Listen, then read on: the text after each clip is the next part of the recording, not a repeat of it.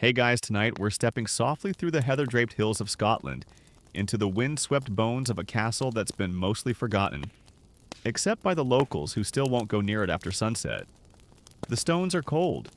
The clouds hang low like a ceiling made of smoke.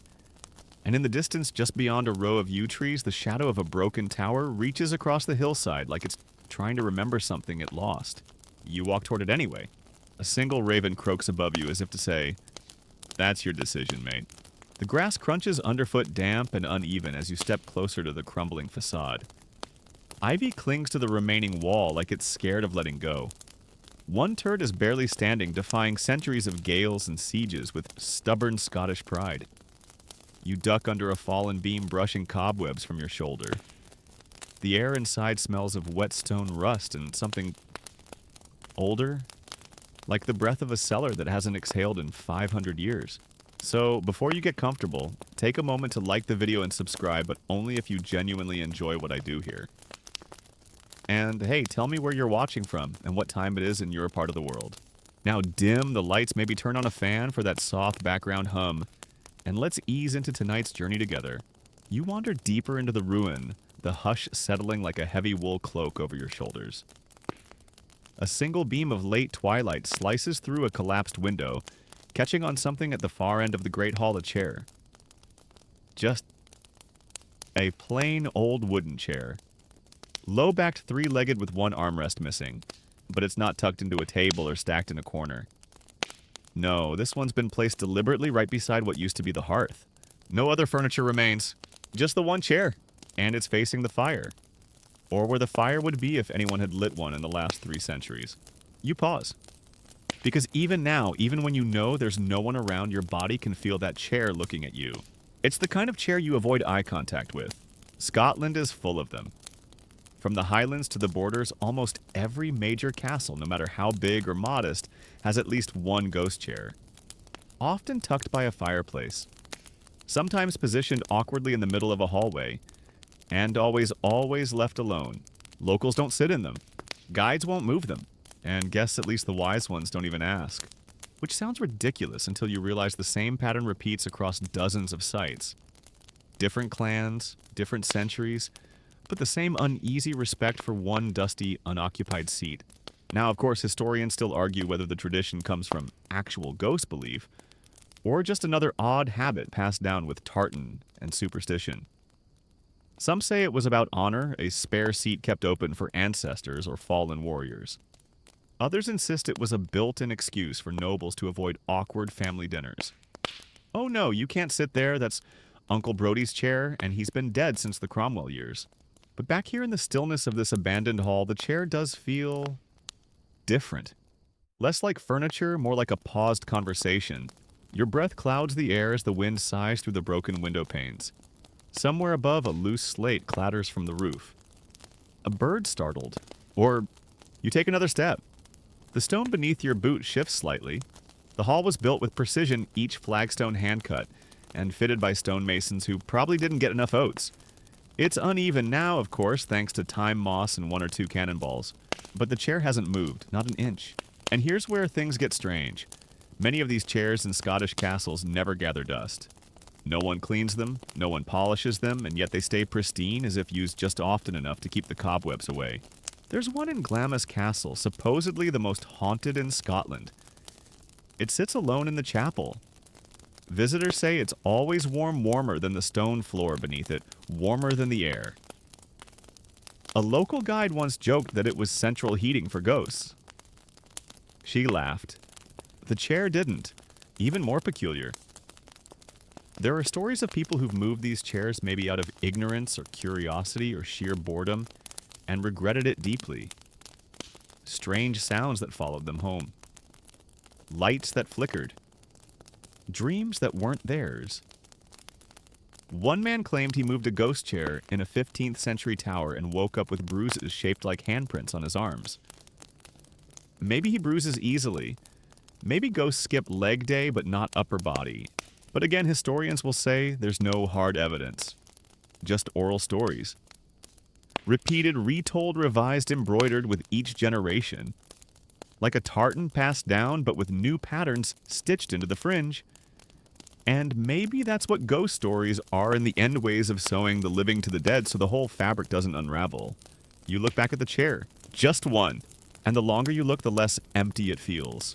Maybe it's your imagination, maybe it's the wind, or maybe Scottish castles don't like to let go, and neither do the people who once called them home. You don't sit in the chair, of course. Nobody sane does. Instead, you drift a little closer to the hearth where the stones still hold the memory of hundreds of fires, some warm, some desperate, and some lit only to mask the smell of something worse. It's colder here than outside, which makes no sense. You're shielded from the wind, and yet there's a chill that seems to radiate from the very stone itself. A kind of ancient cold, an emotional cold, and yet the chair remains, upright, waiting. You crouch and run your fingers along the hearth's edge. The soot has long since faded, but the marks remain scratches, grooves the gentle chipping away of time and use. Someone once sat here night after night, boots off, elbows on knees, maybe staring at the flames, maybe just staring into the past. And just maybe every once in a while someone else sat beside them, someone who wasn't exactly alive. Here's the thing. No one tells you when you visit Scotland's castles, the architecture practically invites ghosts. There's something about cold stone and deep shadows that makes you feel like you're not alone even when you are. Thick walls suck the warmth from the air. Arched ceilings echo footsteps you didn't make. And then there's the damp, the ever-present Scottish moisture that seeps into woodstone and skin alike. In fact, many castles were designed for defense, not comfort. Windows were narrow slits to keep out arrows, not to let in light. Staircases twisted clockwise to favor right-handed defenders and disadvantage intruders unless the intruder happened to be a ghost, in which case spiral staircases do very little to slow them down. The result? An environment full of eerie acoustics, unpredictable drafts, and enough shadowy nooks to hide the cast of an entire horror movie. Historians note that many ghost stories in Scotland don't come from actual sightings but from feelings. You walk into a room and feel something off. A weight in the air. A wrongness. As if the space has too much memory for comfort. Or as if you've interrupted something, not by opening a door but simply by being alive in a room that was used mostly by the dead. Of course, ghost chairs play into that perfectly. Imagine being a young servant in a 16th century castle tasked with cleaning the hall, and every morning the chair is slightly moved, or slightly warm, or facing a different direction than the one you left it in. Do you tell someone? Do you touch it again? Or do you do what so many did? Whisper a quick prayer and pretend you never saw it. And that's exactly how the ghost chair by the hearth becomes a fixture. You don't sit in it. You don't clean it. You don't ask about it. You just leave it. Some call it respect. Others call it fear. But everyone agrees it's not your seat. There's an old belief in Scottish folklore that spirits, especially those of the unsettled kind, don't always need to be exorcised. Sometimes they just need to be acknowledged. Given a little space, a little dignity, a little furniture, and so the chair becomes more than a seat. It becomes a gesture. You imagine a long ago laird alone by the fire pouring 2 cups of something strong. One for himself. One for the ghost. You imagine the flicker of flames casting long shadows across the stone. One figure in the chair, one figure just behind it, and neither of them quite touching. Even today, castles like Fyvie, Craiths, and Glamis maintain their own spectral seating arrangements. At Fyvie, there's a chair in the pink room that's never removed, not even during renovations. Contractors refuse to touch it. At Craith's castle, a child's high-backed chair sits in the corner of the nursery, reportedly rocking by itself during thunderstorms. And of course Glamis, where the so-called monster of Glamis was supposedly kept hidden for years. Some say the ghost chair there isn't for any one person, but for the presence itself. A placeholder, a warning, or maybe just a courtesy. But not everyone believes. Modern skeptics claim these stories are just practical jokes stretched across time. That drafty rooms and creaking floorboards are nothing but poorly maintained buildings and overactive imaginations. That ghost chairs were simply left behind because no one wanted to haul them up the spiral stairs again. Historians still argue whether these chairs were actually placed for the dead, or just happened to be left near hearths because that's where everyone wanted to sit, living or not. But if that's the case, why is there always just one? Why not a bench? Why not 3 chairs? Why just the one? You look around again. The castle is silent, but it's not still. There's a kind of rhythm here. The soft drip of water from a broken ceiling beam. The distant call of a bird. Your own breath slow and shallow as you try not to disturb the quiet. And the chair watches, or waits. You step away, but you don't turn your back on it. Not just yet. You move deeper into the castle now, your boots pressing softly into the uneven stone floor, every step echoing a little too loudly in the hollow silence. The draft follows you like a quiet companion, never rushing, just brushing lightly at your sleeves. Behind you, the ghost chair sits unchanged, a patient sentinel by the fireless hearth. You cross into what was once the Great Hall, though now it's mostly bones. The beams that held the ceiling have collapsed in places, leaving awkward gaps that let in slivers of silver light. It's all just stone and shadow here. No tapestries, no furniture, no warmth. Just echoes. You swear the air holds onto noise longer in here. You step and the sound doesn't vanish. It lingers, like it wants to be part of the story. And this is where things get interesting, because it turns out Scotland's weather and architecture are practically perfect for making ghost stories believable. Not intentionally, of course. The builders weren't trying to create paranormal playgrounds, they were trying to survive. But cold stone walls, narrow passageways, and endless drafts. That's a recipe for haunting if there ever was one. You touch the stone wall beside you. It's wet, not damp wet. Like the building itself is breathing exhaling moisture from centuries of rain fog and storms. This is a country where moss grows on rooftops and inside fireplaces. Where fog isn't a rare occurrence, it's a personality trait. You get the sense that every room in every castle is permanently trying to dry out and never quite succeeding. And so when someone claims to have seen mist form into the shape of a woman in a hallway, well, that's not so hard to believe when mist is already in the hallway. Architects centuries later would call it poor insulation. But back then it was just normal. And the stories began. The cold became part of the lore. The groaning of wooden beams in the night, ghosts moving in the attic. The sudden drop in temperature when you cross a threshold.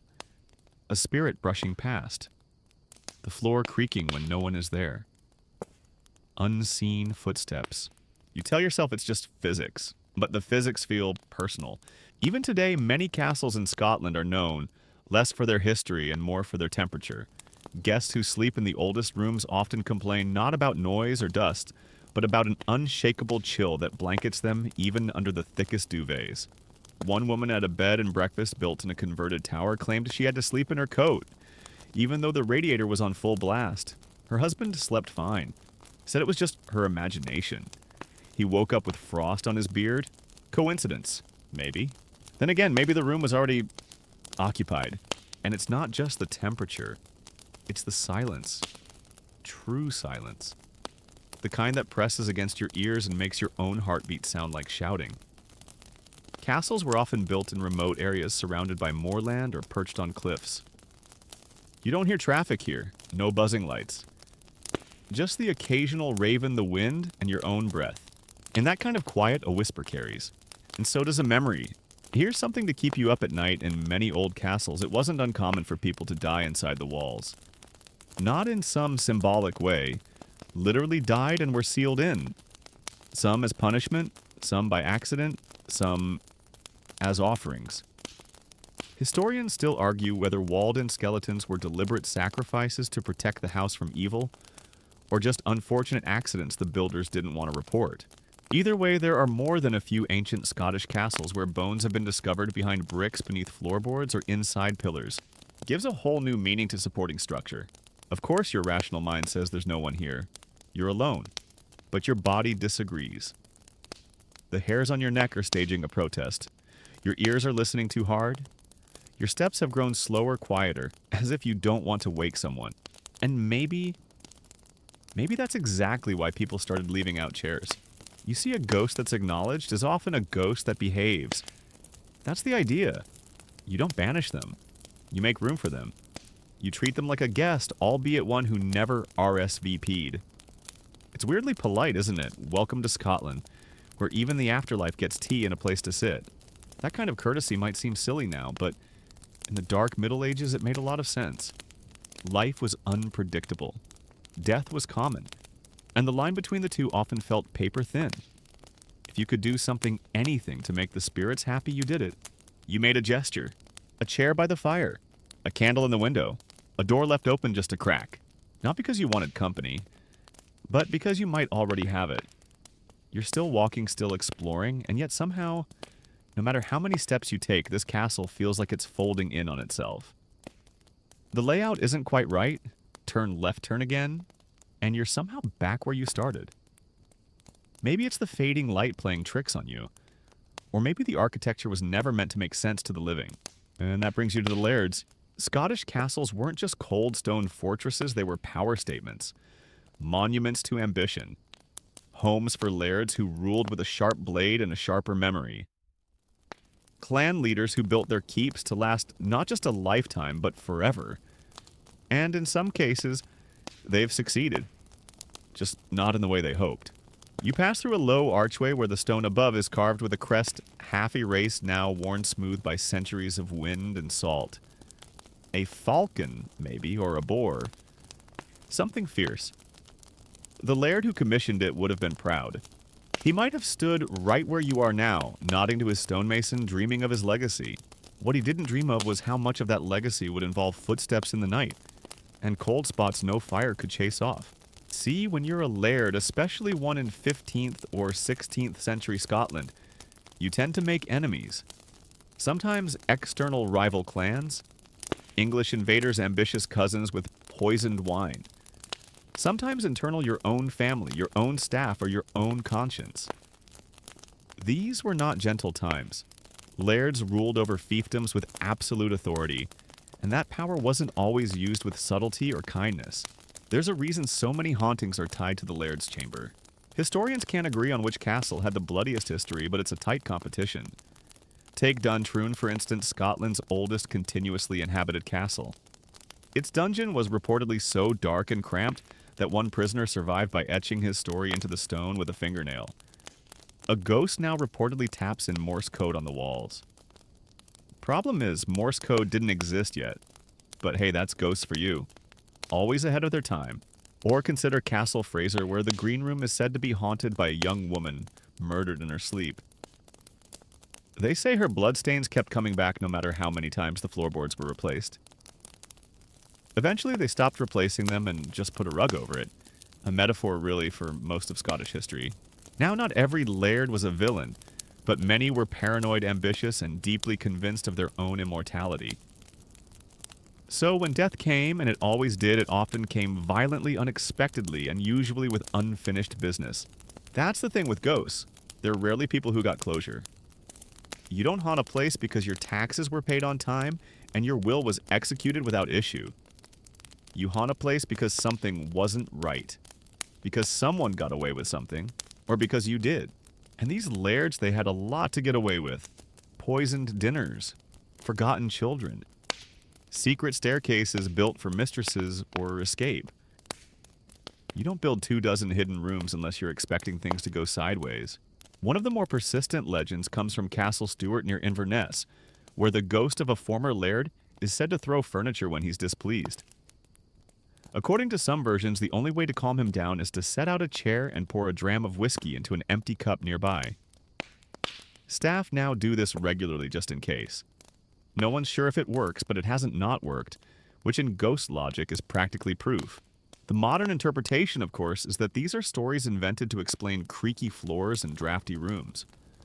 But when the same story shows up in castle after castle across regions and clans and centuries, it stops feeling like fiction and starts feeling like ritual, or habit, or trauma passed down like a family crest no one wants to wear anymore.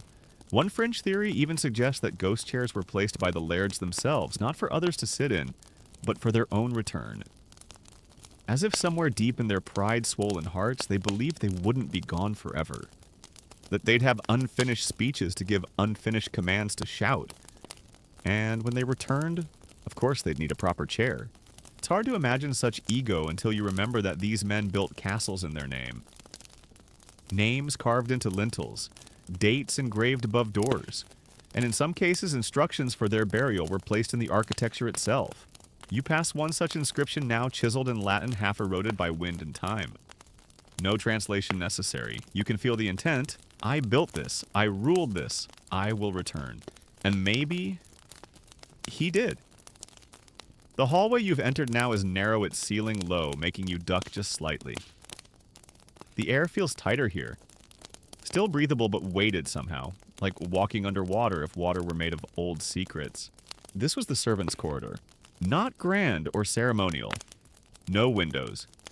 Just a functional passage threading the private lives of the elite through the hidden routines of the invisible. The people who cooked, cleaned, lit fires, emptied chamber pots, who knew everything, and were remembered by no one, except for her.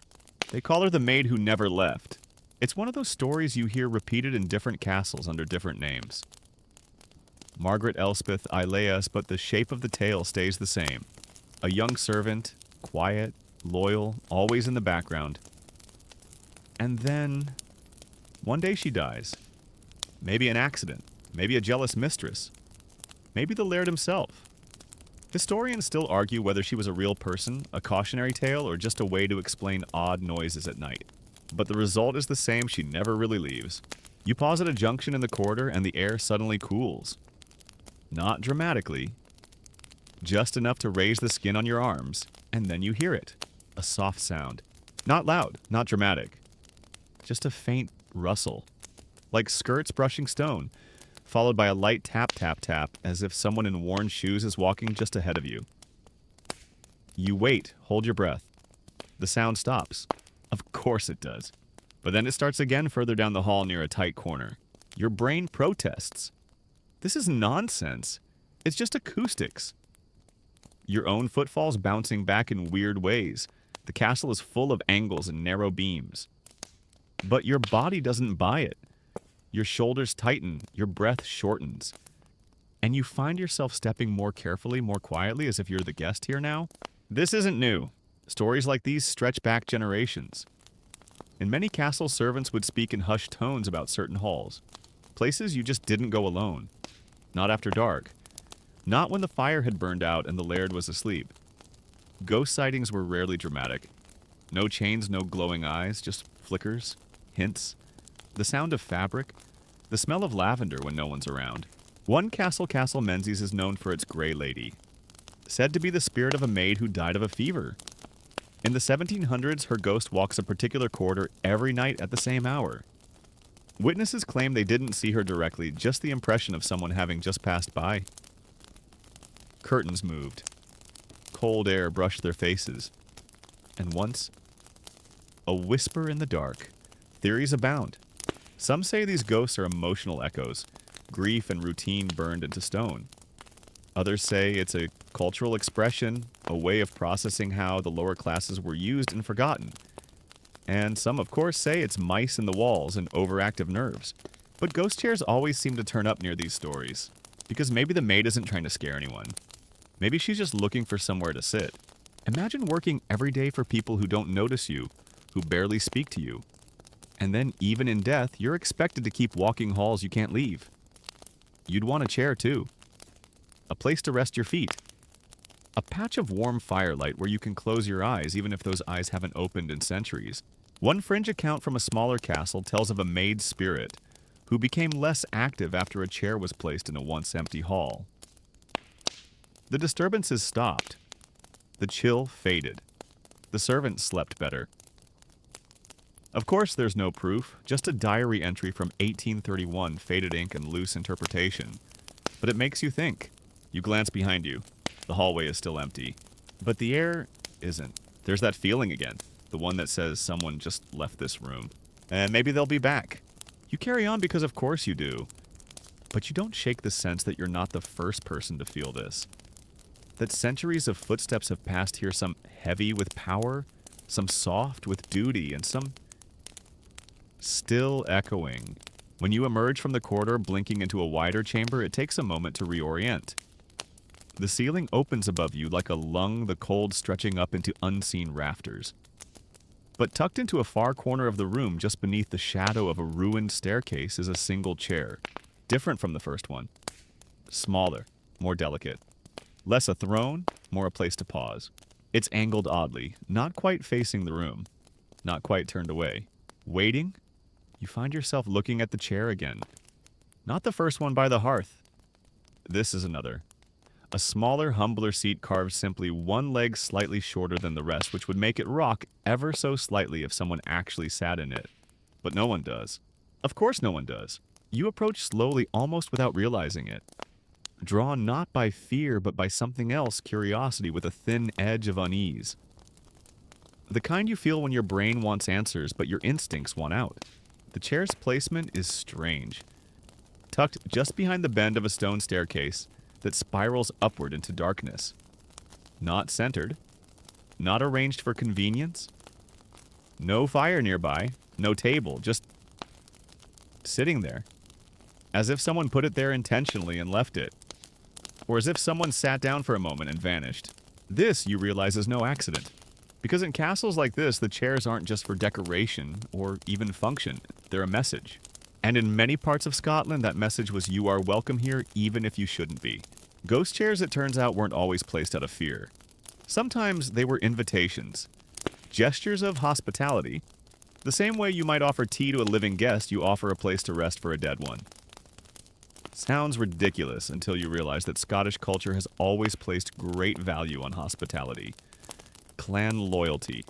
Tradition. Respect for elders living or not. And sometimes those elders weren't gone. Not entirely. One of the most common superstitions in the Highlands, especially during the late medieval period, was the belief in thin places. Locations where the veil between this world and the next was particularly fragile. Places where you might feel the past brushing up against your skin like a cold breeze. Or hear a name whispered that no one alive remembers. Castle stairwells. Church ruins. Fog-covered glens. And what better way to treat a guest from the other side of that veil than with a chair?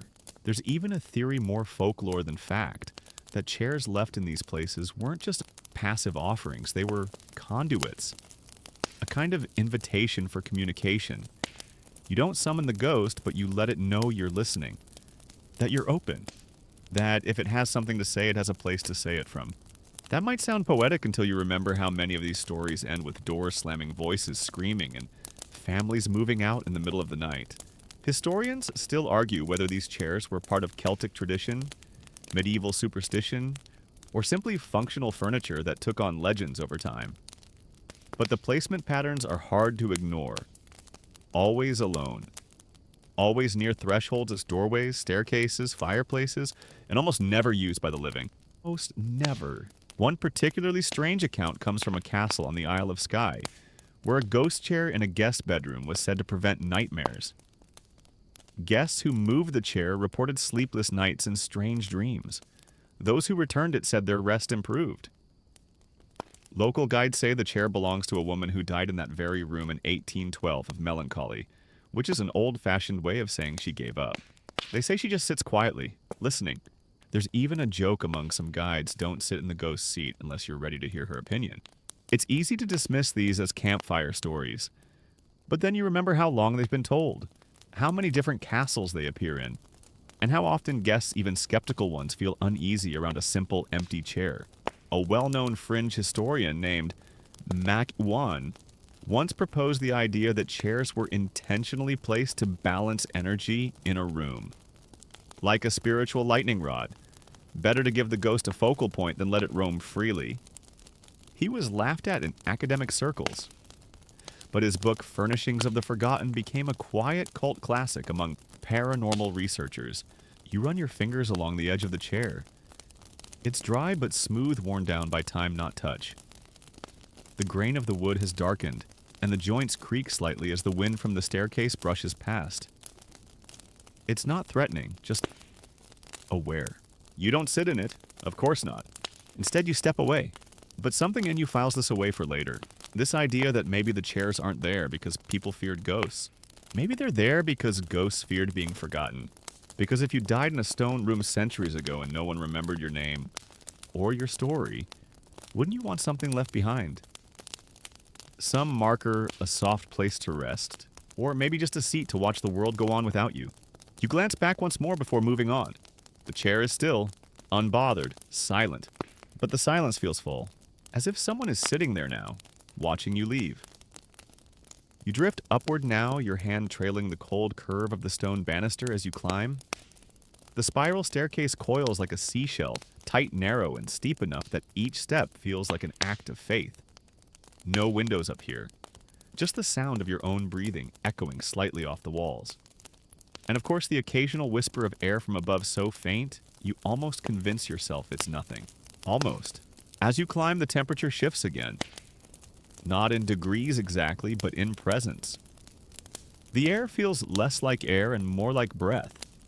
As if the castle is exhaling slowly around you, its lungs made of stone and shadow.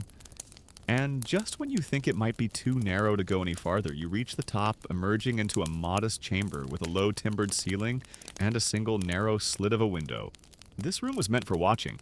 You're in a tower now facing the direction of the hills, an old defensive post maybe, or a personal space for someone important.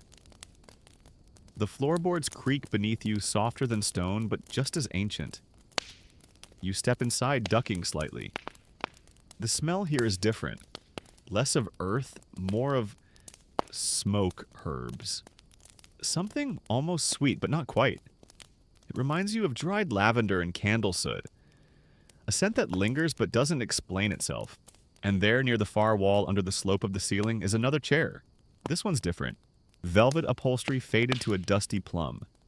Carved arms. The legs are ornate, curled like the feet of a lion.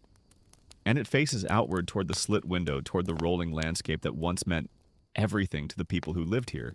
You hesitate, because this is the kind of chair you instinctively avoid. Not because it looks cursed, though it kind of does, but because it feels personal. This isn't a chair for company. It's a throne for one. A seat someone sat in often. And likely, someone who didn't leave it quietly.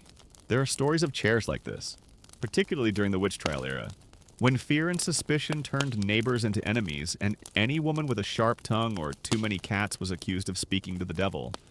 Scotland during the 16th and 17th centuries had no shortage of such trials, many based on nothing more than bad weather and gossip. Over 3,000 people were accused of witchcraft. Most were women. Many never left their village alive. And in some of those castles, especially the ones with ties to the kirk or local magistrates, rooms like this were used for judgment, for quiet interrogations, for confessions coaxed in darkness. Historians still argue whether this specific castle had a connection to witch trials, but the evidence is suggestive.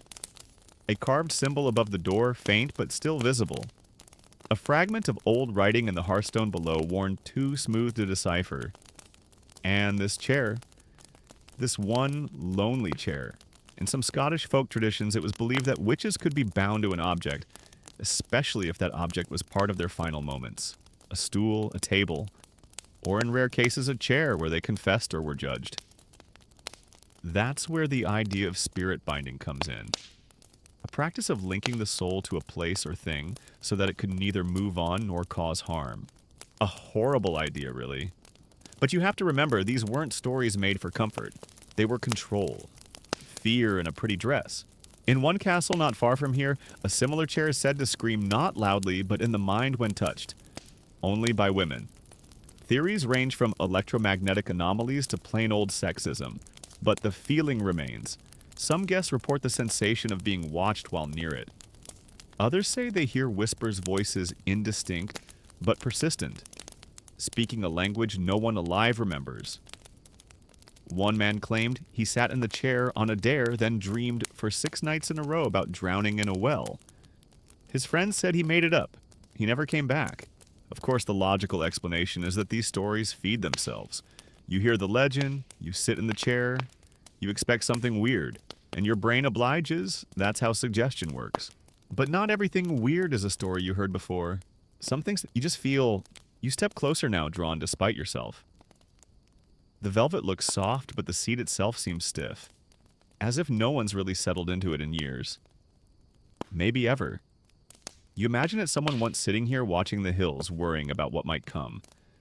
A priest, a widow, a laird, or a woman whose only crime was knowing how to read herbs and listen to the wind. And when they were gone, the chair stayed. Because chairs remember. We think of furniture as objects, passive. But anyone who's moved into an old house knows otherwise. There are chairs that feel warm, and chairs that feel wrong, like something happened while they were there. And all they could do was hold the shape of it. You don't touch this one. You back away slowly. Because the air here isn't just cold, it's waiting. And in that stillness, you realize something else. Ghost chairs aren't just about fear or respect. They're about permission. You're in someone else's room, and the chair, that's theirs. So you leave it.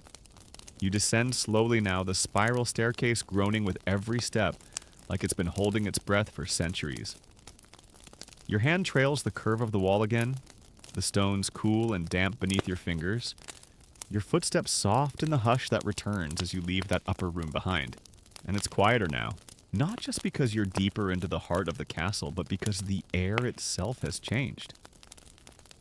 You notice it first as you cross into another long, narrow corridor, the kind where your footsteps echo twice, once forward and once back. Your breath sounds louder, and so do the creaks of the floorboards overhead. Except there's no one up there. This section of the castle feels carefully designed. Not for comfort, but for effect. This is where you realize Scottish castles weren't just built to withstand weather or war. They were built to echo. High ceilings, vaulted chambers, long stone halls that seemed to stretch farther than they should.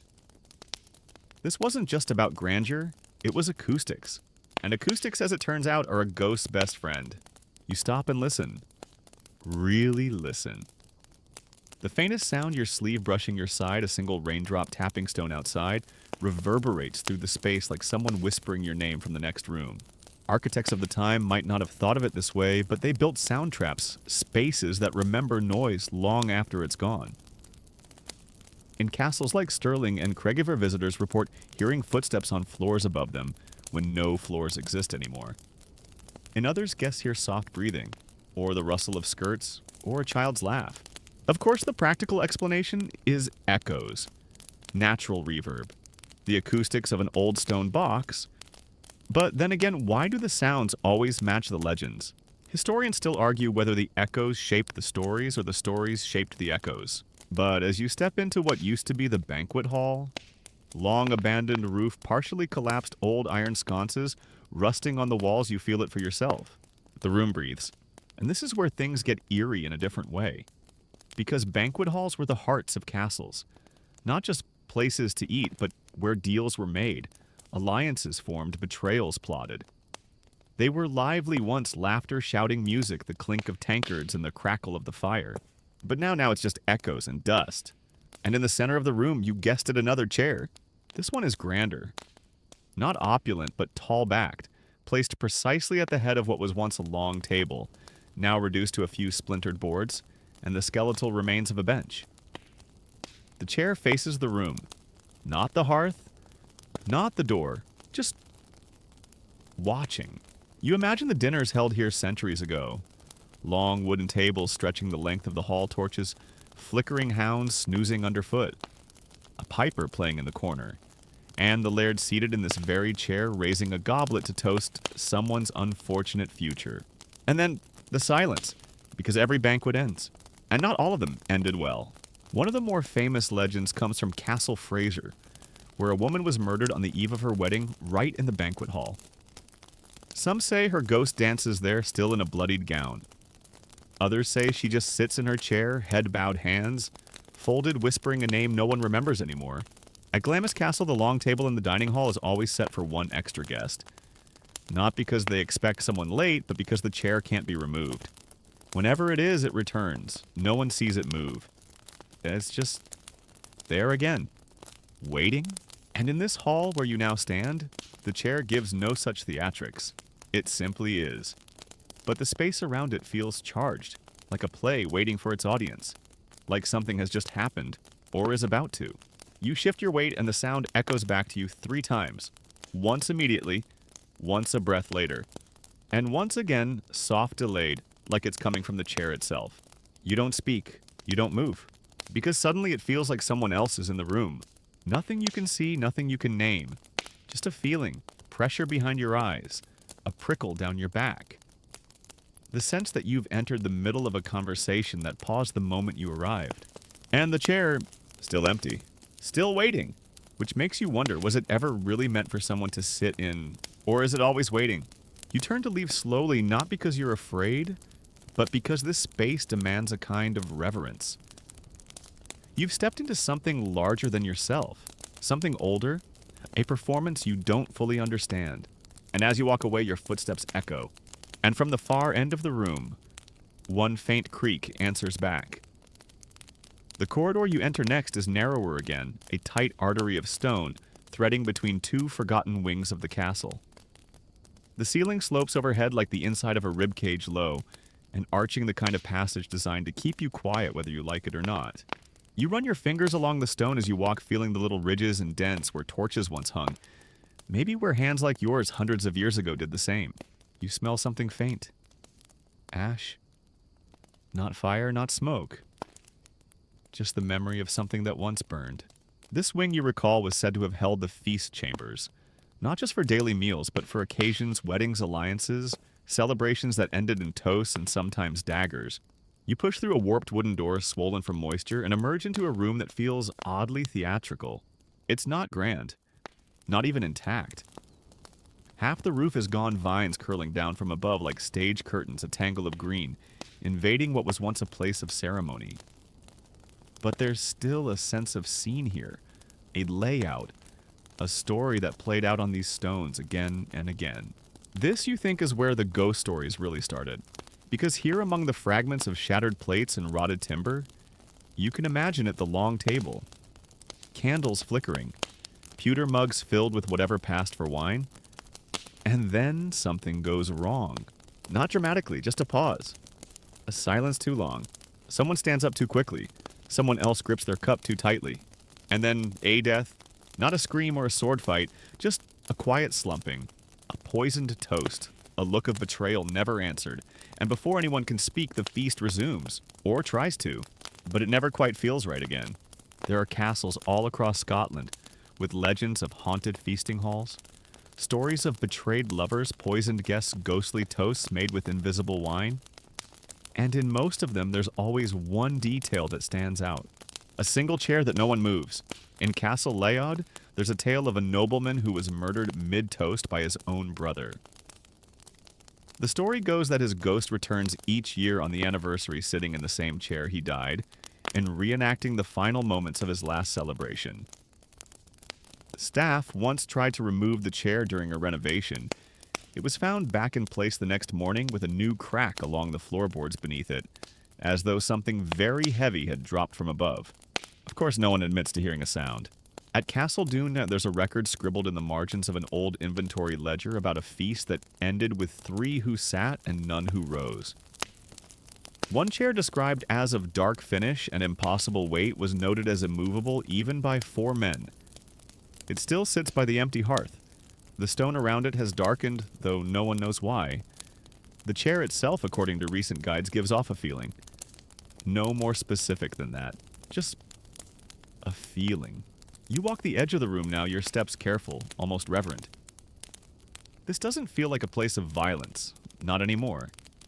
It feels like aftermath. Like a place that tried to forget what happened here and couldn't. You can almost hear it, laughter echoing strangely like it's lost its source. Mugs clinking, then nothing, then everything again. You approach a collapsed table, its wood soft with rot. And just beyond it, in the deepest corner of the room, there it is. Another chair, low back this time, barely a stool. 3 legs. It looks like it might collapse under a cat. And yet it holds something invisible. You can feel the weight of it. The air around it is warmer strangely, close, dense. Like the room tilts toward it, gravity bending in soft, unseen waves. You don't touch it, you're not even sure why you walked over. But as you stand there, you imagine the moment. A toast raised, a drink taken, a silence, and the chair watching it all. Some say ghosts are born not from death, but from interruption. A story paused too suddenly. A sentence never finished. And in places like this, those unfinished moments settle into the furniture like dust. They don't scream. They wait. You step back not quickly, just carefully, The way you might step back from a sleeping animal, respectfully, because maybe, just maybe, something is still sitting there. Not angry, not malicious, just unwilling to be forgotten. You slip out of the feasting room quietly as if not to wake it. The castle seems to breathe again as you walk, less heavy now, but no less aware. Somewhere behind you, a bird calls high and sharp, the sound bouncing once off the ruined stone and vanishing into the hills. But ahead of you, everything tightens. You reach a passage that runs straight toward the outer wall, its end marked by a doorway that's partially collapsed. The stones around it are blackened, scorched by fire or time or both. You duck beneath the lintel and emerge into what was once a guardroom. Sparse, utilitarian, with wide slits in the walls to keep watch over the borderlands beyond. This, you realize, is where it changed. Because no matter how many ghost stories come from within these walls, a whole other kind of haunting came from outside them, especially when the English came calling. Scottish castles along the border suffered more than most. Raids, sieges, fires, forced evacuations. The buildings tell the stories even if the people didn't survive to speak them. Arrow gouges still mark some of the stones. Iron bolts remain rusted into door frames long since fallen. You can almost hear the clang of alarm bells that once rang through these very halls. And always after the battles ended, there were ghosts. One of the most notorious examples comes from Hermitage Castle, a grim, hulking ruin deep in the borders. Built like a black stone cube, it's said to be so haunted that even local historians refuse to stay overnight. Among its many specters is a knight in black armor who walks the grounds dragging a chain behind him without his feet touching the ground. Another is the screaming lady believed to be the widow of a man executed on suspicion of treason.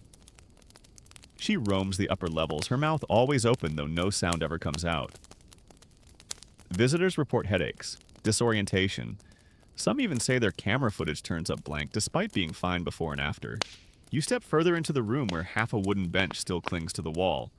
It's charred, splintered. But in the middle of the space near the gaping mouth of a fallen window is a chair. It's different from the others. Squat.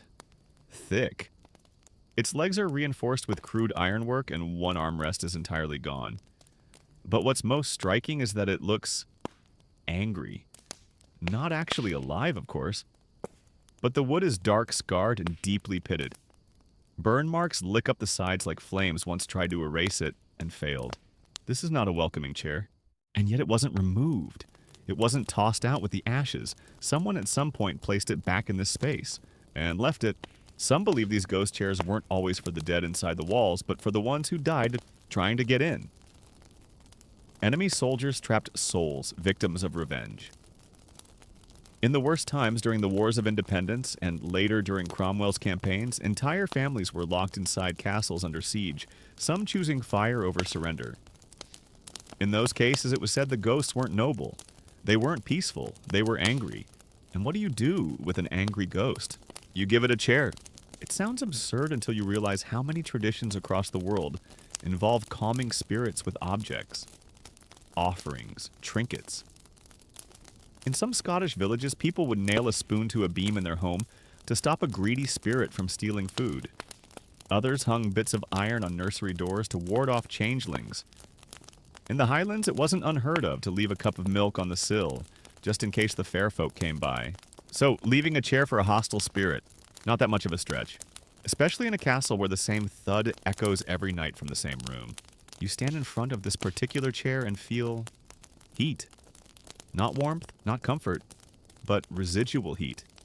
A kind of emotional temperature. Like the room remembers fire and pain. And the decision to stay angry long after the war was over. You step back. Not because you're afraid of the chair, but because the chair doesn't care whether you're afraid or not. It's not asking for anything. It's a warning. You look out the shattered window beside it. The hills roll away into a soft gray horizon. Beautiful. Serene. But they've seen armies, torches, banners, screams, and the ghosts that followed. Not all chairs in Scottish castles are for comfort. Some are for consequences, and some are for those who refused to leave quietly. You move along the outer edge of the castle now, your footsteps crunching faintly over old flagstones that have long since lost their polish. The outer wall curves inward like a protective arm, holding close a small courtyard overrun with weeds, nettles, and the bones of garden walls long since forgotten. You pause here. For a moment, the castle feels almost gentle. There's birdsong, finally. The breeze lifts the leaves just enough to mimic movement behind the hedges, though when you look, there's no one there. The sky above you is dimming, softening into that deep, moody blue that Scottish evenings seem to favor. And for a flicker of time, you wonder if you've imagined all of it, the creaks, the sighs, the strange chairs placed like punctuation marks across this half-collapsed story. But you know better. And then just as the calm begins to settle in, a name drifts into your thoughts. Mary. Not just any Mary. Mary, Queen of Scots. She haunts this country the way the wind haunts its valleys always present, always changing shape. Her face is on coins, her story, in every textbook, her legend wrapped in lace and blood. And yes, even she has her chairs. You step into what remains of a side chamber, half-roof full echo. This was a private room once. Maybe a withdrawing room where a noblewoman might take tea or whisper secrets with a trusted lady-in-waiting. There's a small hearth crumbling now, and beside it, another chair. This one is elegant, carved with the ghost of a floral pattern. The fabric's long gone, eaten by time moths or both, but the frame remains surprisingly intact. It leans slightly as if exhausted, and it's set just so. Not facing the door, not facing the fire, but placed at a diagonal angled toward the window as though the last person to sit there had turned toward the light. They say Mary Stuart spent time in nearly every major castle in Scotland, and some of the minor ones too, either as a queen, a guest, or a prisoner. Her presence left a mark in more than just documents. There are rooms she reportedly refused to sleep in, places she avoided, and curiously, chairs she wouldn't sit on. One oft-repeated tale comes from Lochleven Castle, where she was held captive for nearly a year. In that time, she is said to have ordered the removal of a chair from her chambers after claiming it looked at her wrong. The record of this comes from a diary not hers, but a retainer's, and is considered unreliable. Still, the chair itself allegedly remained untouched until the 1800s, when it mysteriously vanished during renovations. The room has since been called the Watching Room, and no chair has stayed there long. Historians still argue whether Mary believed in ghosts. She was devout, deeply Catholic, and fascinated by signs and portents. But she also moved through politics like someone very used to not believing everything she heard. And yet the stories cling to her. A woman who suffered betrayal after betrayal, whose reign was cut with suspicion and silence. If any soul might linger, it would be hers. You walk around the chair slowly. From behind it, almost looks like someone's still sitting in it. Just the curve of the backrest, the way the light hits the worn wood, it tricks the eye. But when you look head on, it's still empty. Or at least looks empty. The legend goes that Mary's ghost visits certain chairs, not hers, but those of other women who died under similar circumstances. Lonely deaths, quiet ones. She sits beside them or near them, never touching, just watching. Mourning, sometimes offering company. Comfort among queens. There's no proof, of course, no photo, no journal entry in her hand, just stories. And sometimes strangely moved furniture. But maybe that's the point. Some chairs aren't haunted by a single spirit but shared. A gathering place for echoes, a vigil that never ends. You run your fingers along the armrest. Smooth, worn down, familiar. You wonder how many hands touch this same spot. Mothers, maids, prisoners, queens. And what they whispered into the empty space while they sat.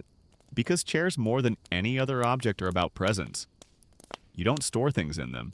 You don't hang them on the wall. You sit, you stay, you are. And when you're gone, the shape you leave behind lingers.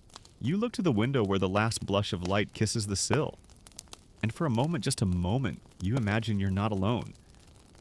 That someone else stands just behind you, also looking out, remembering a time when the castle was full of life and noise and clinking goblets.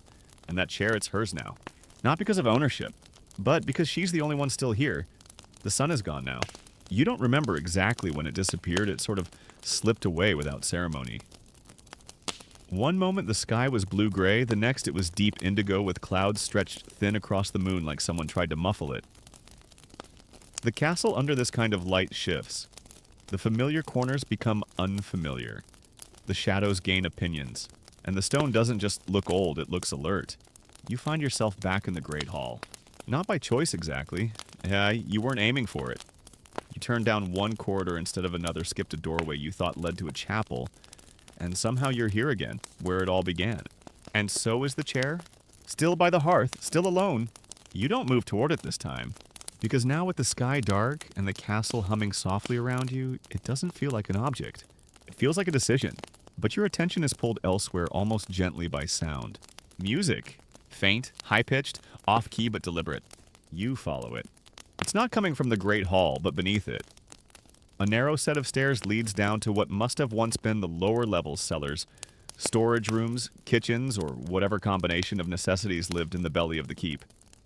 You duck beneath a low archway, and the music, if you can call it that, gets louder. Not cheerful, not tuneful. Just persistent. A single drone like someone dragging one note out of a bagpipe without the rest of the melody. Not a song, a signal. You descend your boots brushing against rough-worn steps. The smell changes again. Earthy, damp, ancient, like mildew and forgotten prayers. And when you reach the bottom, you realize the sound isn't just coming from down here. It's inside the walls. They say every Scottish castle has at least one bagpiper who didn't make it back. The most famous of these stories comes from Edinburgh Castle, where a young piper was sent into the tunnels beneath the fortress to map them with sound. He was told to play his pipes as he walked, so those above could track his progress. But halfway through the journey, the music stopped. No screams, no crashing, just silence. He was never seen again. They searched, dug, called, nothing. So they left, and to this day, visitors report hearing faint piping beneath their feet when they walk near certain stones. Not full songs, just notes. Lonely wandering ones. Historians still argue whether the tunnels exist. Some say the piper was a fiction invented to explain odd acoustics or natural seismic hums. Others believe the tunnels are real, and so is the one who got stuck in them. And now in this castle's lowest level, you're beginning to understand why that story spread. Because the walls do hum. Not melodically, but rhythmically. Like breath through an old instrument. And in the corner of the room, barely visible in the faint moonlight slicing through a crack in the ceiling, sits a chair. Or maybe a stool. It's tiny, worn. Barely more than a disc of wood balanced on 3 legs, one of which seems bent at an angle that suggests it's not long for this world. But it's there. And it's facing the wall. You don't know why that detail matters, but it does. All the other chairs you've seen were placed with intention toward windows, hearths, doors. This one is different. It looks like someone sat down with the purpose of listening, as if the wall would eventually speak, or sing, or cry. And that's when it hits you. Maybe it did. Some ghost chairs aren't for watching or waiting. Some are for hearing. You crouch slightly listening with the side of your head angled like you're eavesdropping on history. There's no clear sound, no sudden whisper, no chilling words carried from the beyond. But the feeling is dense, like the wall behind that chair holds more than stone.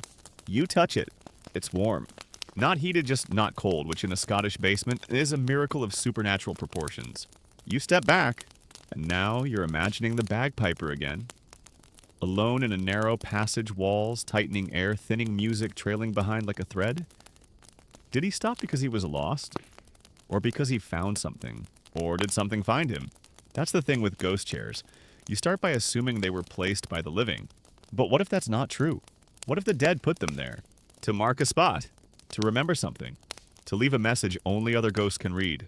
You stare at the little stool again. And though you're utterly alone down here, you suddenly feel as if you're interrupting. So you leave. Slowly. Quietly. Back up the stairs. Back into the night. You don't look back. Because the music, though gone, feels like it's waiting for a listener. And the chair? Well, it's already occupied. You emerge back into the castle's upper halls, and for a long moment, you don't quite remember how you got there. Your heart beats a little louder in your ears than it was before. Your feet feel heavier, and your throat dry somehow. As if you've walked through a place where the air doesn't belong to you. But you're back now. Sort of. The hall ahead is long and quiet moonlight slipping in through narrow arrow slits like silent sentinels keeping watch. You feel them tracking you as you pass, not aggressively, just observantly. Like the castle's eyes are open tonight, and at the end of the corridor past a half-open oak door lies another room, a small one. the kind that might have been an office, a study, or perhaps something more private. The hinges groan as you push the door, not loudly, but enough to make you pause. The air inside smells faintly of candle wax, and something older like ink left too long on parchment. This is the castle's library, or it used to be. Now it's more shelves, then books, more cobwebs, then scholarship. But even without the paper, you can feel it. This was a thinking room. A place of plans, regrets, secrets kept on brittle pages and sealed in wax. And in the center of the room, half draped in the dust-muddled light, is another chair. This one is more modern than the rest, or at least it was modern once. A little too elegant, a little too ornate for a castle this worn down. Curved legs. A faded crimson cushion that hasn't been sat on in decades, and yet looks like it remembers the shape of the last person who tried. It's turned slightly toward the window as if caught mid-spin. And here's where things take another turn. Because some chairs don't stay where you left them. You walk slowly around the room, your hand brushing the edge of an old writing desk. The corners chipped a few ink stains still etched into the wood. There's something about this room that feels layered, as though the silence isn't uniform. Some corners feel thicker. Some spots hold more air than others. It's not something you can explain. It just is. You pause at a shelf where one book still remains its spine, warped but legible. You trace the title with your fingertip, Annals of the Highland Clans Volmevern III. A volume that shouldn't be here. The rest of the set likely burned or vanished, or were sold off centuries ago. And then the chair creaks. Not loudly. Just once. Like it shifted, or like someone stood up. You spin. Nothing. Of course. The chair hasn't moved. Not exactly, but it feels different now. You can't place it. The angle, maybe. The tension in the cushion. The way the light seems to frame it now, like a subject in a portrait you didn't mean to take. There's a long-standing belief in Scotland, especially in the Highlands, that certain objects hold not just energy, but personality. Not quite souls, but moods. A kind of emotional imprint left behind by those who use them most. This was especially believed to be true of writing desks, jewelry, and yes, chairs. And the idea was, if you sat too long in someone else's chair, you might inherit something. Not a ghost exactly, but a weight, a worry, a memory that wasn't yours. Historians still debate whether this belief was superstition or just a poetic way of describing grief. Some suggest it emerged during times of war when entire households were wiped out, and the only thing left was a chair still warm with no one to claim it. But in places like this, the stories become trickier. One account from a coastal castle in Aberdeenshire tells of a chair that kept appearing in a different position each morning, despite no one entering the locked room. At first they thought it was a prank. Then, when the movements began to align with the phases of the moon, always turning toward it during full moons, they stopped joking. Eventually they bolted the chair to the floor. 2 weeks later it was upside down. No one saw it move, and no one ever sat in it again. You stare at the chair now and feel something uncanny, the sensation that if you looked at it too long, you'd start remembering things that didn't happen to you. You'd get sad about names you never knew. You'd miss someone else's home. Because some chairs aren't haunted by people. They're haunted by feelings. This one feels like regret. You take a step back, suddenly aware of how still you've been. Your feet ache a little, your neck stiffens. You blink slowly, like coming out of a daydream that wasn't entirely yours. You glance toward the door. It's still there, but for a moment you could swear it was farther away. And that's how it works in this place. Chairs that turn when you're not looking. Rooms that breathe memories. Time stretching and snapping back like a rubber band. You step out of the room and gently pull the door shut. Not out of fear, but respect. Because that chair wasn't waiting. It was remembering. And now, maybe it remembers you too. The door clicks softly behind you, sealing in whatever that chair was holding on to. You stand still in the hallway, letting your breath return to something near normal. You tell yourself it's just the cold air tightening your chest, that your heartbeat echoing in your ears is just a product of the climb. But deep down, you know it's not just your body that's carrying weight, it's memory. Even borrowed memory has mass. The corridor ahead narrows, leads downward again, this time into one of the oldest parts of the castle. You can tell because the stone changes. The walls here are rougher, less uniform.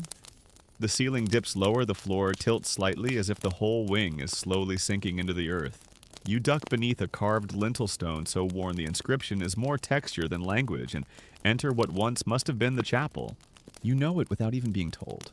It's the layout, the silence, the geometry of the place. These were rooms made for echoes and second chances. A long-forgotten altar stands at the far end, little more than a lichen-crusted slab, now with a shallow arch rising behind it, where stained glass once glowed.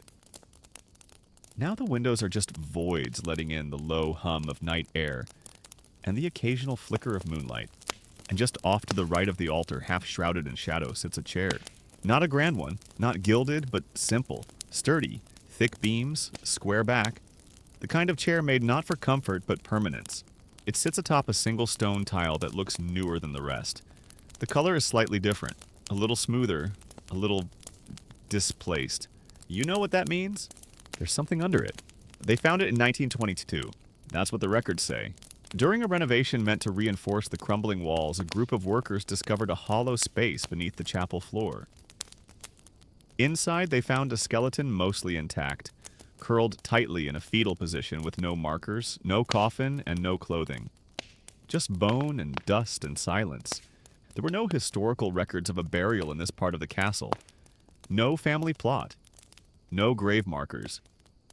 Just that one body tucked away under a single slab. Historians still argue whether it was a hidden victim of some long-ago feud or an intentionally buried family member whose identity was erased. The most persistent rumor that it was a priest. One who died in disgrace, accused of something unspeakable and was buried in secret without rites or record. And the chair, it was placed there afterward. No one claims to have put it there. It simply arrived. Maybe moved from another room. Maybe brought in by a caretaker who forgot the reason. But since the discovery, it's never been moved again. And not because of tradition. Because of what happens when it is moved. In the years that followed the skeleton's discovery, 2 incidents were recorded both during subsequent renovation attempts.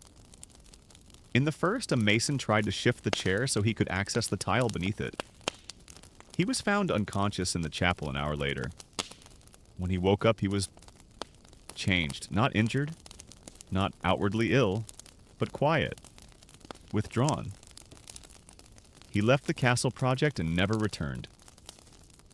His family said he never spoke of what happened.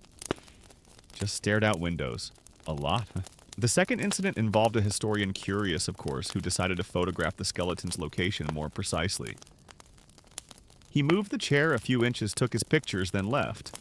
Within days, every single photo from the shoot was corrupted. Not damaged. Blank. As if the room refused to be recorded in that moment. And the chair? When the caretaker returned the following morning, it was back in its original position, centered perfectly on the slab, aligned with the altar, and still warm. There's no proof, of course. Just diary entries, old letters, whispers passed down through families of staff. But the message is clear. This chair is a seal. Not a tribute, not an invitation, a lock.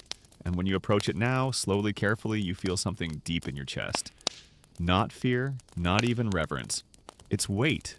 Heavy, invisible weight. Like you've walked into a room with lower gravity. Like the very air knows something you don't. You crouch beside it, not to touch, just to see. The stone tile beneath the chair bears a faint marking now, a cross roughly carved as if done in haste or desperation. There are scratches around the base of the leg, suggesting that someone maybe more than once tried to move it again, and failed, or changed their mind. You imagine the skeleton underneath curled forever beneath centuries of prayer and dust. You imagine the shame or silence that brought it there. And you wonder if the ghost that haunts this room doesn't walk or speak or wail, but just waits. Trapped. Bound. Or maybe choosing to remain. Because sometimes the saddest ghosts are the ones who want to be forgotten. You stand slowly, carefully, your knees stiff with the cold. The chair creaks just once behind you, not shifting, not accusing, just acknowledging. As if to say, yes, I'm still here, and yes, I always will be. You leave the chapel quietly, footsteps soft against the stone, the sound absorbed like a breath taken in but never exhaled. There's something final about that space, the kind of room you don't return to twice in one night. It's done with you. And now the castle shifts again as if nudging you along deeper into itself. The corridor curves downward once more. The walls grow narrower. Moisture beads along the stone. Somewhere above the wind howls faintly through a broken shutter, just enough to keep you from forgetting how alone you are. You round a corner and find yourself at the entrance to the old kitchen, or what's left of it. It's a vast, low-ceilinged space wall stained from centuries of smoke and grease hearths, blackened from fires that haven't burned in lifetimes. You can almost smell it still lardash herbs, wet wood. And underneath it all, something faintly metallic like rust. There are shelves lining the back wall, mostly collapsed now, and the bones of a table in the center cracked in two 1/2, sunken into the dirt below. And near the hearth, like a loyal servant who never left, is another chair. This one looks out of place. Too small. Too simple. More like a stool, really. But it's definitely a seat square low, with legs rubbed smooth by time and heat and use. One of the legs is uneven, and you can already imagine the way it must have wobbled just slightly under the weight of someone who sat down after a long shift, feeding a castle full of grumpy nobles. And you know this chair story without even hearing it. Because every castle has one. The kitchen ghost. The one who stayed behind, not for vengeance or grief, but out of routine. Because in life, they had a job. And in death, well, they just kept doing it. There's a famous one at 5e Castle, a woman called Annie who once worked the kitchen and died of illness just before a royal feast. They say she returned the very next night to finish the preparation. Witnesses over the years have described hearing the clatter of ladles, the thud of a cleaver on wood, even the low hum of a song being sung in an old dialect. One visitor swore he smelled freshly baked bread in a room that hadn't had a fire in over a century. The chair was always found pulled out slightly from the prep table, just as if someone had stepped away. Historians still debate whether these stories stem from the natural sounds of old kitchens, the shifting of beams, rodents in the walls, echoes bouncing off uneven stone. But those who've worked in the castles know it's more than that. Sometimes you come down early and find a pan out you didn't place, or the fireplace cleared of ash, or the wooden spoon laid neatly across the table right where you would have needed it. Here in this kitchen, you sense the same thing. Not malevolence, just movement, a lingering presence, the quiet hum of a task left halfway done. You walk around the room slowly.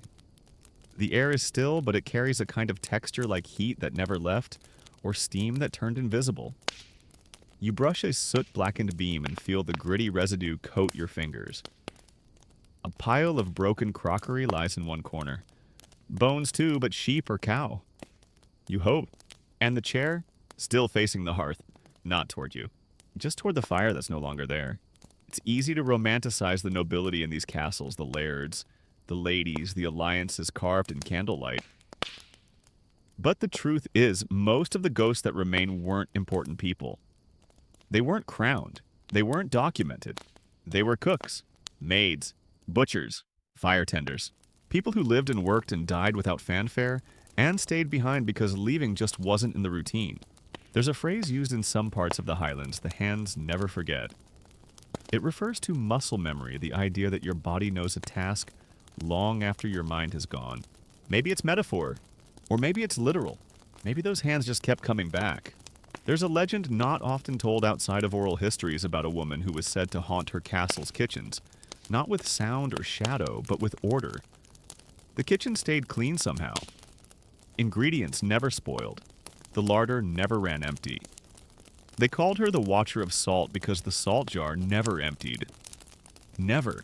For over 50 years, when the castle was abandoned, the first thing to rot was the salt. You sit near the stool now, not on it. Just close enough to feel the space it occupies. You don't feel cold. You don't feel afraid. You feel watched. But not in a threatening way. More like someone making sure you're not about to make a mess of things. You nod quietly, and then you stand and leave. Because the kitchen's clean enough, and someone wants to keep it that way. You leave the kitchen behind, stepping back into the halls with the faintest hint of flour in your nose and soot on your sleeve. The castle folds around you again, as if pleased, as if it approves of the quiet respect you've offered its forgotten spaces. Your reward, it seems, is another corridor, one that winds upward this time, spiraling back into shadow, back into silence. You don't remember this hallway. The walls are closer together here, almost claustrophobic, and the ceiling low enough that you have to stoop slightly.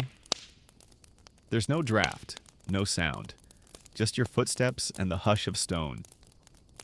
You count 7 turns before the space opens again. And when it does, you're in a part of the castle that feels unfinished or untouched. This is the tower. Not the grand one, not the lookout. This is the other tower, the one no one talks about. You can feel it in the dust. In the way the walls grow closer again, the air tighter. This part of the castle wasn't meant to be lived in. It was meant to be held, like a breath. You climb. The stairs are uneven, one step narrower than the next, as though whoever designed them wanted visitors to slow down or hesitate, or maybe just give up entirely, but you don't. You reach the landing heart a little louder now, ears a little warmer, and you open the door to the top chamber. There's no grand reveal, no spectacular view, just a single window bricked over, and a chair. Of course, a chair. This one is skeletal, just a frame. All the flesh is gone. No cushion, no fabric, no polish. Just 4 legs and a square of wood so cracked it resembles a spider web. It's the kind of chair that would collapse under you the second you tried to test it. And yet it's standing. And worse, it's facing the wall. This isn't one of those elegant arrangements by the fire. This isn't a chair of reverence or rest. This is punishment. You've seen this before in darker parts of history. The kind of seat used not for comfort, but for control. In medieval Europe, there were many variations of the punishment chair, some with spikes, some with restraints, some simply placed in isolation to break the spirit of the person made to sit in it. This one looks like solitude was the punishment. It's placed in the far corner of the tower, pressed up against the stone, as if someone was made to sit and look at the wall until they no longer remembered what the rest of the room looked like. There's no rope, no signs of struggle, but there's something else. Scratch marks, tiny, almost imperceptible, along the back legs, on the floor beneath, and most unnervingly on the wall itself where the bricked-over window used to be. Historians still argue whether certain Scottish towers were used for isolation or imprisonment. Some say they were designed as panic rooms, safe spaces for noble women during sieges. Others insist they doubled as makeshift dungeons, and still others claim they were for something older, something more ritualistic. You stare at the bricked window and wonder who sat here, and for how long, and if they were ever let out. There's a tale, of course. There's always a tale. A young man accused of sorcery. Not a wizard, not some theatrical warlock with robes and thunder, but a boy who claimed to speak to spirits who wrote in a language no one could read. They say he was locked in a tower like this, made to face the wall every day for 7 years. They say he never made a sound, not once. When they came to check on him, he was gone. Not dead, not escaped, just gone. And the chair? Still warm. That legend comes from a different castle. But the details match this room too closely for comfort. And you realize now that this chair, this particular chair, feels different from the others. The others welcomed. This one absorbs. You can feel it in your ribs. Like sound doesn't echo properly in here. Like your heartbeat gets swallowed before it can bounce back to your ears. You say a word softly and it doesn't return. It just vanishes. Some fringe researchers, ghost hunters, mostly claim that certain furniture can become emotional sponges. That if enough fear, guilt, or sorrow is focused in a single space, the objects nearby begin to remember. Not in the way people do. Not with names or dates. But with shape. With presence. With pressure. And this chair, it's full. Not of rage, not of grief. Of silence. Dense, ancient silence. You step backwards slowly. Not out of fear, but because the room feels like it's trying to close. Like a mouth preparing to swallow the last word of a story that was never meant to be told. You don't touch the chair. You don't turn it around. Because some things in these castles are exactly where they want to be. And they're not waiting for you. They're waiting for the one who left. You descend from the tower slowly, one hand grazing the wall for balance. The stones here are slick with condensation, the way they always are in the oldest places where sunlight rarely visits, and time clings like mold. Each step away from the punishment chair feels lighter, though the silence still follows you like a stray shadow. You reach the landing again, step into another hall, and feel the castle change once more.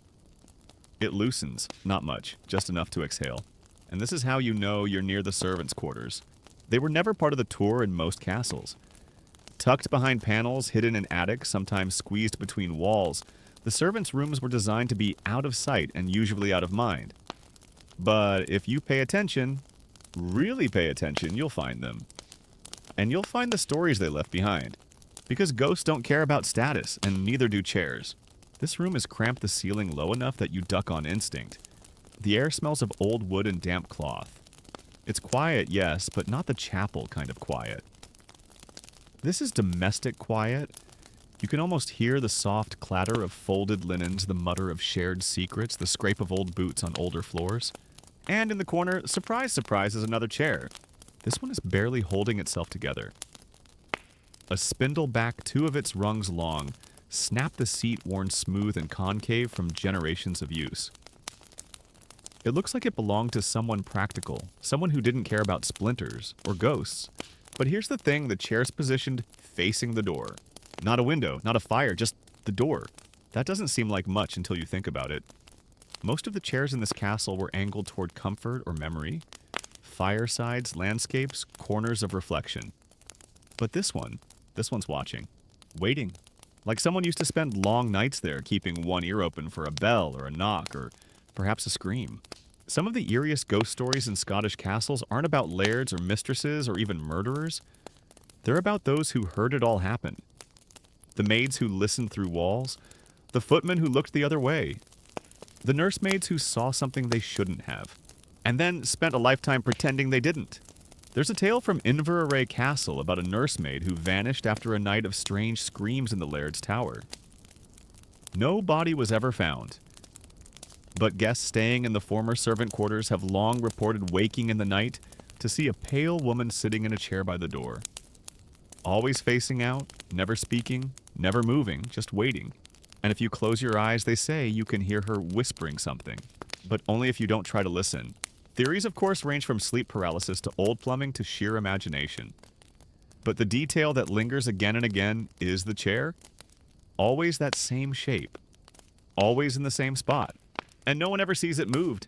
Historians still argue whether this phenomenon is shared storytelling or something more unsettling collective memory impressed into wood and stone. Whatever the answer, you're now looking at that same kind of chair, alone, facing the door, waiting for something to arrive or return. You don't sit. Instead, you circle around slowly, letting your fingers trail the jagged edge of a broken spindle.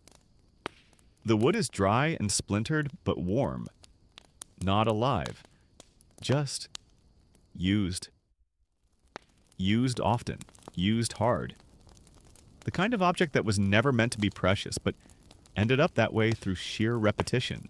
You think of all the nights someone may have sat there tired, overworked, watching a door that never opened. Or did. Maybe they waited for someone who was sick.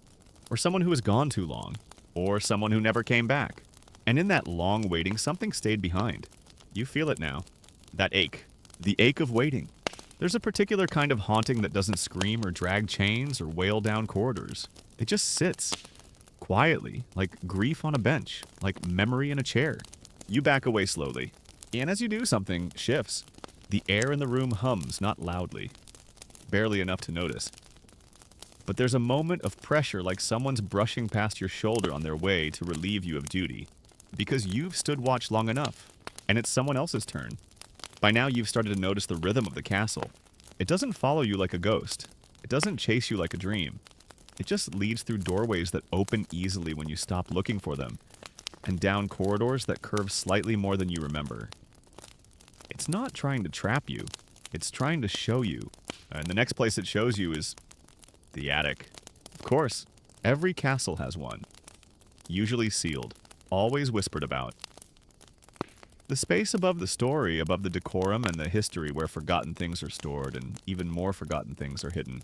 You find the stair by accident behind a door that groans like it's protesting your curiosity. The steps are narrow, steep, and dusted with debris, fallen plaster, shed wood. Maybe the husks of insects long since turned to dust. You ascend slowly, hunched hands brushing the railing, which at this point is more suggestion than support. And at the top, in a long, slanted room with beams like exposed ribs is what else? A chair. But not just a chair. This one's almost pathetic. A simple attic stool. The kind you wouldn't even sell at a rummage sale. It's sitting in the exact center of the room. Not against the wall, not beside a window. Dead center. Under a patch of exposed sky where the roof has given way, letting moonlight pour in like judgment. And this one, it feels wrong. Not haunted, not cold. Just sick. You know the feeling instantly. That skin prickle? That crawling sensation under your collar. The way the hairs on your arms lift before your mind even has time to register that something isn't right. You don't step closer, you just stand, still, and look. This chair, this stool really doesn't belong. Not in a metaphorical sense, it literally does not match anything else in the castle. Different wood, different construction, cruder, as if it were made in haste or desperation. You wonder how it got here. And then more chillingly, why it stayed. There's an obscure story from a Highland estate never made it into the guidebooks, but passed between docents and caretakers like an old secret about a woman in the 1800s who was said to suffer from ghost sickness. That was the phrase used in the house records. She'd sleepwalk, speak in voices, write letters to people who didn't exist. Eventually, she was confined to an attic room, and in that room they left a stool. So, she'd have a place to sit when the fits passed. But one night she disappeared. The doors were locked. The windows barred. The house was searched from cellar to ceiling. They never found her. Just the stool, turned slightly, still warm. After that, the room was sealed. The story never published. But caretakers said if you opened the attic and stared too long at the stool, you'd feel dizzy. Lost. Like something in the room was deciding what to do with you. And if you sat, you'd dream of places that didn't exist. Some historians call it hysteria. Others, psychological projection. But those who've seen it firsthand will tell you some objects don't carry ghosts. They become them. This stool in this castle feels like one of those. You step closer now, just once. Just a single step into the moonlight. The floor groans. The air sharpens. The light flickers, though there's no candle, no torch. Just the moon and the uneasy shimmer of something you cannot name. You remember another story short, almost silly. About a castle where 4 guests years apart sat in an attic chair, and each reported the exact same dream. A tower, a mirror, a scream. They called it ghost memory as if the dream wasn't theirs, but something borrowed. A cinematic haunting played on repeat. You think about that now. You think about sitting, just for a moment, but you don't. Because something deep in you says, this is not for you. This is not your memory. This is not your weight to place on the wood. You step back slowly, deliberately, and the light shifts again, just enough to suggest movement. Not yours. Not now. But sometime before, or maybe after. You descend from the attic quickly but quietly, like someone backing away from a conversation they weren't meant to overhear. Because whatever's upstairs, it wasn't a ghost. It was a presence, and it was sitting exactly where it wanted to be. The castle seems colder now, not in temperature exactly, but in tone. As if the walls themselves have grown tired of holding in so many stories. As if after showing you the attic they've said, there. That's enough, and yet you're still here. Following corridors that were once bustling with clanking armor and linen skirts and now echo only your breathing.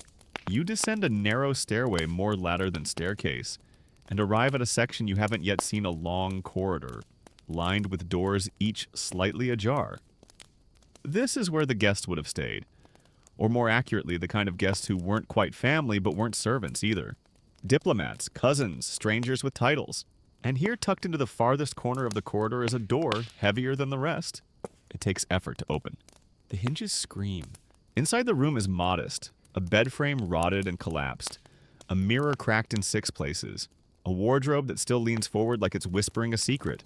And of course, a chair. This one is red velvet. You hesitate just a moment longer than usual because this one feels theatrical. It's not a background chair, it's a centerpiece. Placed at the foot of the bed facing directly into the room. It's the kind of chair that looks like it's waiting for you to make a mistake. The velvet is faded almost pink now, but it was once deep crimson, the kind you'd find in a theater box, or in the study of someone who didn't know how to be humble. The frame is carved oak, you think, with the little flourishes of leaves and thorns. One armrest is slightly darker than the other, stained in a way that doesn't feel accidental. And when you look at it too long, you get the oddest feeling that it's breathing, only when you're not looking. This room has its own ghost story, though few people tell it anymore. They call it the sighing chair. In 1874, a visiting nobleman stayed in this very room for a fortnight. A guest of the laird at the time, he was seen often in the evenings reading by candlelight, always in that red velvet chair.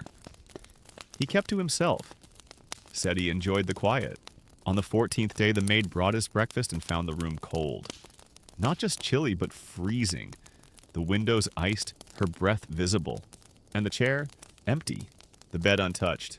The man was gone. No signs of struggle, no packed bags, no farewell, just gone. The only clue was the faint imprint of his body still left in the seat. Some say he ran away.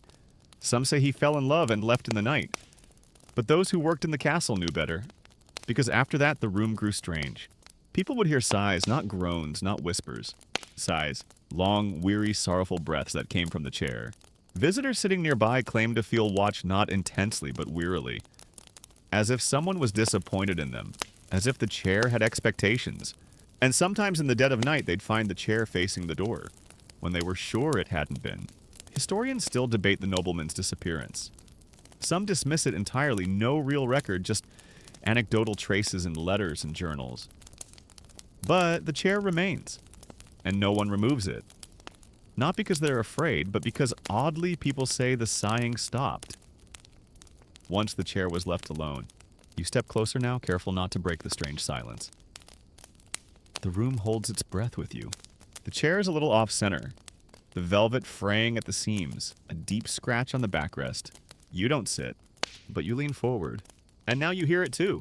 Not loudly, not even clearly, but enough. A breath, not your own, long, drawn out. Tired? It doesn't feel threatening. It just feels resigned. And that in some ways is worse. You back away again, the floor creaking only once, and the breath does not return. Maybe you imagined it. Maybe not. But the chair remains. And if you were to return tomorrow or 10 years from now, you suspect it would still be there. Waiting, sighing, disappointed in things only it remembers. Because some ghosts don't rage. They don't scream. They just sit and mourn and wait for someone who never knocks.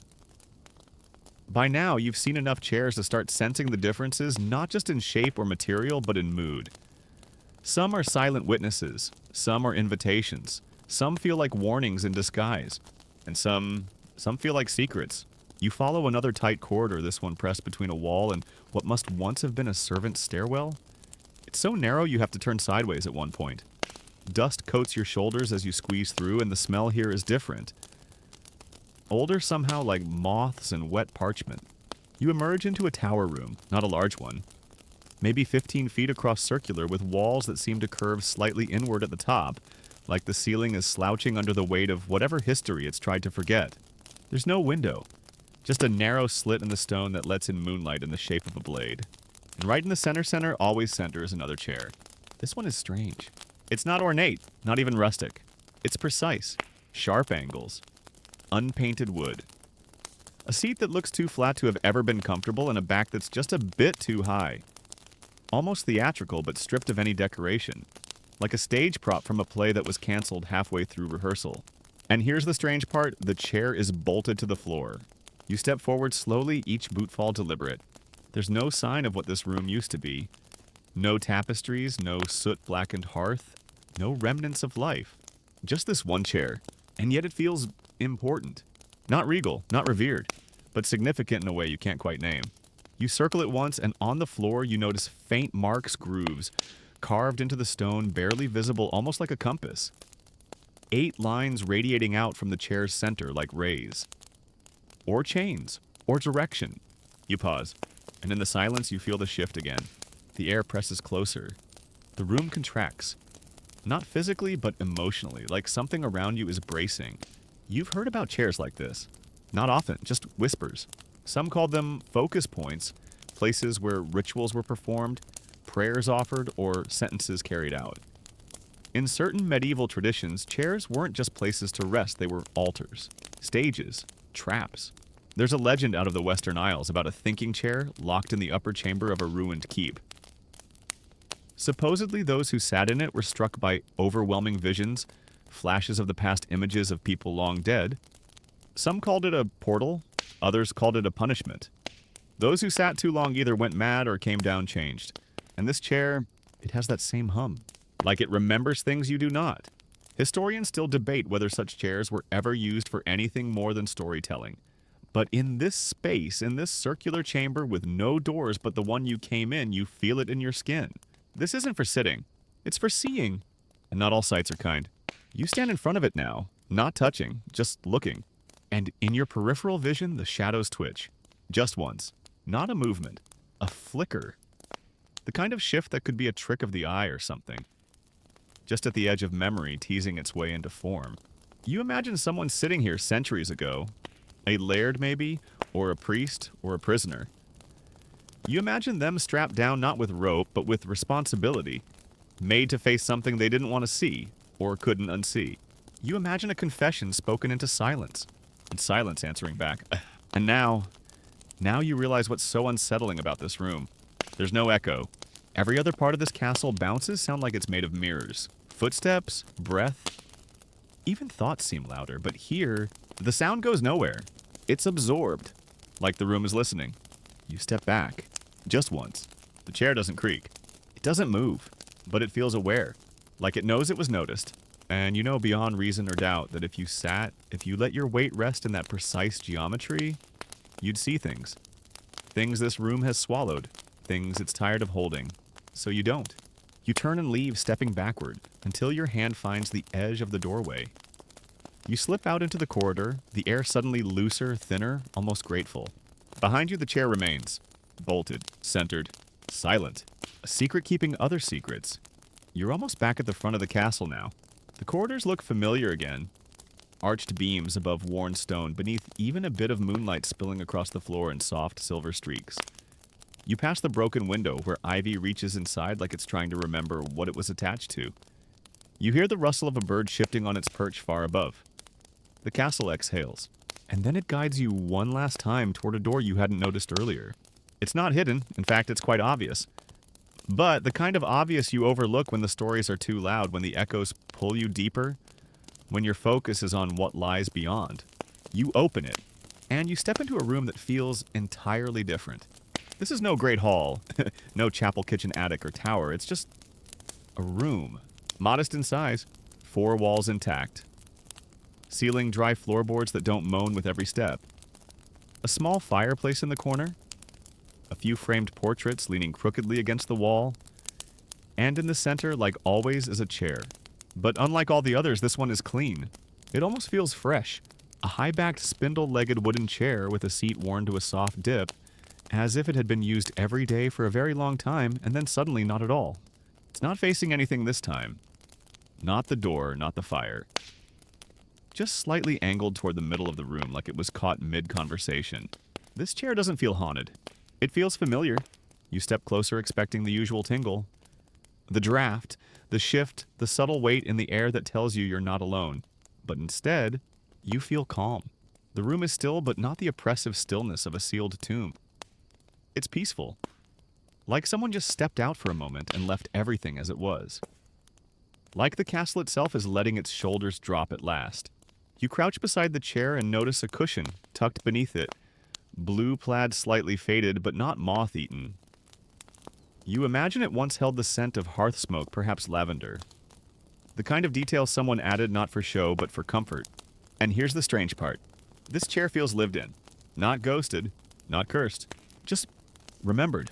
Historians often focus on the grand rooms. The battlements, the banquet halls, the places where history happened with a capital H. But homes, even stone ones, are built from smaller stories. Private grief, quiet laughter, the thousands of things no one writes down. Maybe this was someone's favorite room. A laird, a lady, a child who escaped the noise of the feast. Maybe someone came here every evening just to sit in this chair and be still. No politics, no ghosts. Just a room, a fire, and a place to rest. There's a theory rarely discussed in books mostly passed among caretakers and longtime residents that some chairs protect rather than absorb. That when enough peace gathers around a place, it creates a sort of shield. A warm pocket in an otherwise haunted space. A safe point in a castle full of history's leftovers. You reach out and rest your hand lightly on the top rail. and something settles inside you. Like a quiet agreement. You don't hear a whisper. You don't see a shadow, but the room gently wraps around you in acknowledgement. And for the first time tonight, you sit. The chair creaks slightly, not in protest, just in recognition. The wood is smooth beneath your hands, the cushion just soft enough. The room holds its silence gently like a lullaby forgotten mid-song. And in this moment, you understand something. Not all ghost chairs are haunted by the dead. Some are haunted by the living. By those who sat here and loved here, and laughed here, and were remembered. Not because they screamed in the night, but because they left behind calm. And calm lasts longer than fear. You sit for a while. You don't count the minutes. You don't need to. Because here, finally, the castle is resting too. And the chair is simply a chair. A place to breathe. To finish the story. To end the night with both feet on the ground. You rise slowly from the chair, not because you're rushed, but because it feels wrong to move too quickly to break whatever gentle rhythm the room has settled into. The cushion exhales beneath you, the old wood shifting as if stretching its legs after holding yours for a while. You glance back once, and it's strange how something so ordinary could feel so earned. You step into the hallway again, and the castle greets you like an old friend walking you to the door. There's no resistance now. No drafts that pull at your coat. No hidden corners begging to be discovered. You've seen them, sat near them, stood silently with them. The stories have been told and they're satisfied. But just when you think your walk is over, the corridor opens into one last room. It's small, stone-walled, cold, and it feels nothing like the room before. You step inside anyway. This chamber has no windows, no fireplace. Just a single sconce on the wall where light once flickered, now rusted black. The stone underfoot is smoother here, and the silence isn't soft, it's sharp. Like something unfinished was sealed into this room long ago and never given permission to fade. And in the center, yes, again is a chair. But this one has rules. You can feel them before you cross the threshold. The way the air bends slightly inward. The way your shoulders pull tighter, your breath shortens, your balance subtly shifts. The chair is different. It's the most ordinary looking thing you've seen all night. No high back, no carvings, no color. Just a plain wooden chair with a square seat and 4 legs. But this is the one they warn you about. The one with the stories. There's always one. In every castle. The cursed chair. You've heard the tales, probably. The chairs no one sits in because everyone who did had something terrible happen to them. Illness, madness, accidents, or worse, slow creeping misfortune that seemed to unravel their lives thread by thread. They call them death chairs or doomed seats. Sometimes they're said to have belonged to executioners, other times victims. Occasionally they're tied to a single vengeful ghost, but more often they're simply bad places. One of the most infamous is the Busby Stoop chair in North Yorkshire, not in Scotland, but close enough in legend. A man named Thomas Busby was said to have cursed the chair he sat in before his execution. Afterwards, it was placed in a pub where patrons who sat in it met with a series of bizarre deaths, car crashes, falls, sudden sickness. Eventually, the chair was hung high on a wall to prevent anyone from sitting in it again. That one had records. This one, no plaque, no rope. Just a chair in an empty room. But somehow that's worse, because it means no one had to tell the story. Everyone just knows. You approach slowly. The floor creaks beneath you louder than usual. The air around the chair is stale. Not foul, not sulfurous. Just flat, like a room sealed too long. Like it's not meant to circulate. The chair hasn't been moved in ages. There's a ring in the dust where it stands the outline, untouched by wind or broom. No footprints circle it. No marks suggest it's ever dragged or shifted. It's like the air has decided this is where it belongs. And maybe it is. Because some chairs, they say, aren't haunted by ghosts or grief or longing. Some are haunted by decisions. You stare at the seat. Flat, bare, harmless. And yet it radiates dread. Historians still debate how these legends start. Was there ever really a curse, or was it just coincidence? A seat associated with a bad day, and the story grew over time until the story became the power. But you've been here too long tonight to dismiss anything that easily. You step to the edge of the dust ring and stop. You don't need to sit. You don't even need to touch it. You've seen enough. Because this chair, it's not waiting for anyone. It's testing them. And the smartest thing you can do is leave it empty. You're back at the threshold of the Great Hall now. The castle, in its own quiet way, has brought you full circle. The same cold stones greet your boots. The same rafters loom high above, webbed with centuries of soot and shadow. And by the hearth where you began sits that first chair. Still there, still watching, still untouched. And now after everything you've seen, it feels different. Not because it's moved, not because anything about it has changed, but because you have. You see it now not just as a detail or a curiosity, but as a symbol.